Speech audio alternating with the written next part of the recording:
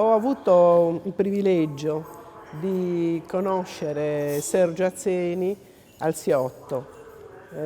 Sergio Azzeni si era maturato l'anno precedente e quindi tornava lì per ritrovare soprattutto una sua professoressa che è stata molto importante per lui e che si chiama Adriana Boicorda, insegnava storia e filosofia e che aveva capito così già da allora che Sergio Azzeni aveva una capacità di lettura del contesto e una capacità di racconto di Cagliari. Noi stiamo parlando dei secondi anni 70 e che sarebbe stato in grado di raccontarla in quelle contraddizioni che poi è riuscito a inverare attraverso sia il contenuto, sia attraverso l'invenzione di un linguaggio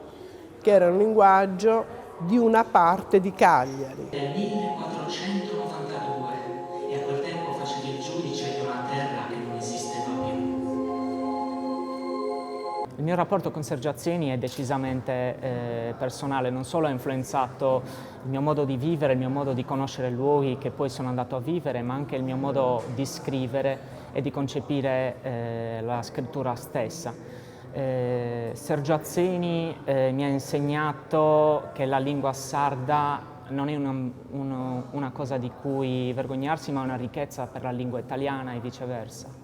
E questo mi ha dato occasione di poterlo sfruttare poi nei miei scritti, nei miei racconti.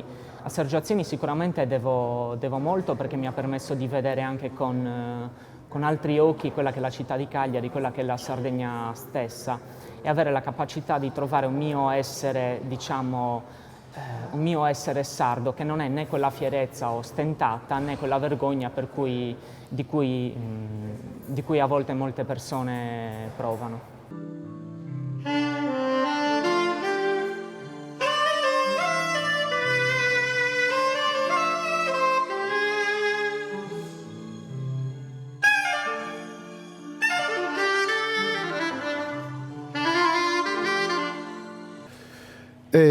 Se usi no che ho può ricordare a Sergio Azzeni.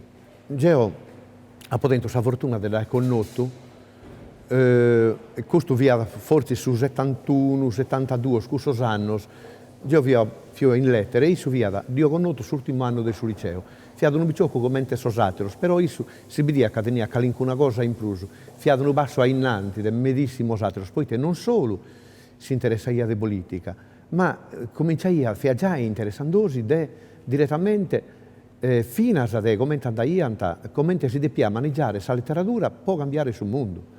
Poi ti via in un mondo tanto a confronto di oggi, che hai più attività, si fa tanta manifestazione, si questionava, forse si fa indottrinato per me cose, spero si leggiano sui giornali, e tutto, scrivendo 1, 2, 3 giornali su chi ogni dia sia in su mondo, e sospicciò che fa direttamente politica. Dunque a Sergio esiste uno che sa letteratura parisi con sa politica la sa fatta andare innanti. Esce dall'acqua con i piedi bagnati, raccoglie una bicicletta. Sembra un operaio nottambulo con quella borsa appesa sul manubrio.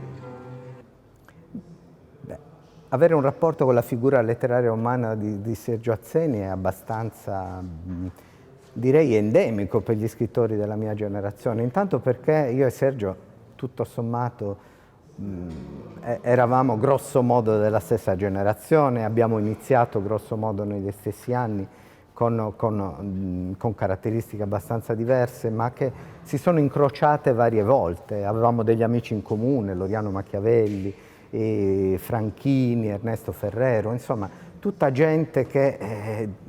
Carlo Lucarelli, tutta gente che di lì a poco magari ci avrebbe permesso di incontrarci, ma invece tra me e lui è avvenuto solo che ci fossimo sentiti qualche volta per telefono. Lui lavorava per un'azienda di immissione dati in Emilia-Romagna e per cui i nostri rapporti sono stati per lo più telefonici. Dopodiché lui avrebbe dovuto presentare un libro che io avevo scritto e si chiama Gente del Libro, appunto, nell'estate dell'anno in cui è morto, nel 95, e invece poi non si fece più niente perché lui nel frattempo annegò a Carlo Forte, quindi e infatti quel libro, Gente del Libro, è dedicato a Sergio Azzeni. La letteratura non è un fenomeno omeopatico, voglio dire, ci vuole sempre, è sempre il frutto di uno sviluppo, no? Quindi noi siamo in qualche modo il frutto di un lavoro che è stato fatto prima in qualche modo. E Sergio è stato, diciamo, il primo che ha sfondato questo muro del suono, sostanzialmente. È stato il primo che ha fatto fruttare questo patrimonio che noi stavamo accumulando nel tempo, perché prima di noi ci sono stati scrittori non secondari. Cioè, vorrei ricordare che Dessì scriveva già, che scriveva già Totti Mannuzzu, che scriveva già Giulio Anzioni, che scriveva già Peppino Fiori, che Solinas aveva già pubblicato Squarciò. Insomma, non è che siamo nati da zero, ecco, c'era un humus e c'era una generazione che con più o meno intelligenza poteva o non trarre i frutti di questa cosa. E il grande pregio di Sergio è stato che è quello veramente che per primo ha capito come andava gestita, diciamo così, questa partita del patrimonio che avevamo a disposizione. La casa era in subluogo, era stretta, grigia, 2 piani, c'è ancora. A piano terra c'era la bottega di tabacchi e anche quella c'è ancora. L'opera di Sergio Azzeni per me è stata la folgorazione attraverso la quale mi sono innamorato della Sardegna nel momento stesso in cui sono arrivato a vivere in quest'isola. Non conoscevo nulla, non avevo mai letto nulla di nessun autore sardo, per cui per me ha rappresentato un po' l'imprinting letterario. E quindi ho immediatamente letto questo libro che è Il figlio di Bakunin, il primo che mi è stato regalato arrivando in Sardegna, e lì c'è stata la folgorazione con gli autori sardi. E da lì poi ho continuato a leggere altre sue opere, e quindi mi sento da isolano fortemente imprintato dell'opera letteraria di Sergio Azzeni. Certamente la figura di Sergio Azzeni la considero, per quello che ho imparato, per quel poco che ho imparato della cultura sarda, sicuramente tra i contemporanei, tra i più recenti autori, forse il più arguto, il più brillante, il più tagliente, il più umano, quello che mi ha accalcato nella mia esperienza di lettore sardo, ha calcato la sua impronta. E lì è nato l'amore con la letteratura sarda. La cucina era buia e il maestrale cantava turbinando nei vicoli. La moglie di Antonio chiese: perché hai accettato di ascoltare? Quando a Pulligi, questa prima volta, passavamo sulla terra leggeri, io mi sono accattata di essere sempre stata indipendentista. E mancai sul libro isso, poi adesso che non intendia di scrivere una cosa indipendentista, ma contenti questa storia. Mi hanno questa storia, quando devo pittare da questa storia della Sardegna non si imparaia da scuola. E manco un qualcosa di imparanta, non è che sia ne manco questa storia vera, narauso, ma quando vi pittare Deo, nuda si imparanta a scuola. Passavamo sulla terra leggeri e stetiu, sa prima idea di storia, mancai non sia di storica, come in narauso scientificamente, che mi ha donato un viso, una visione di su che vi auso e di su che eusa può di essi, si dorrauso a pensare che eusa un popolo.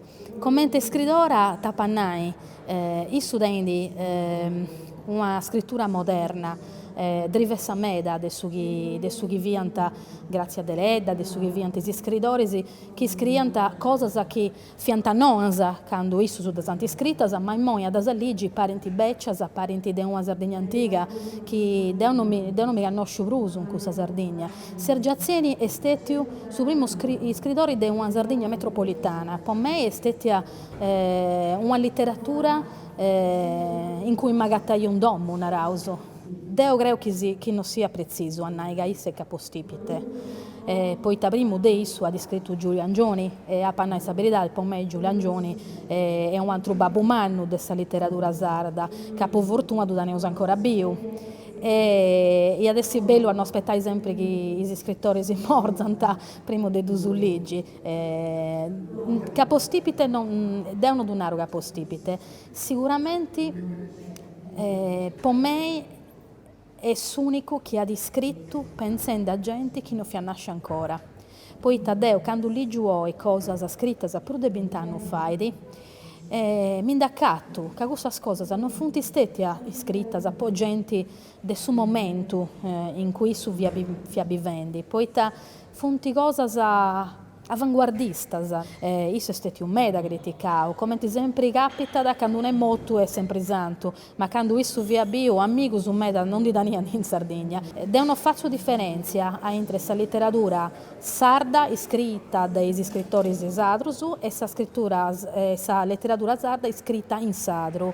Per me questa cultura sadra è cose che chi vanti conosci una scrittura come scrittura sadra si binti me in sadro e me in italiano. In sadro si binti de bruso.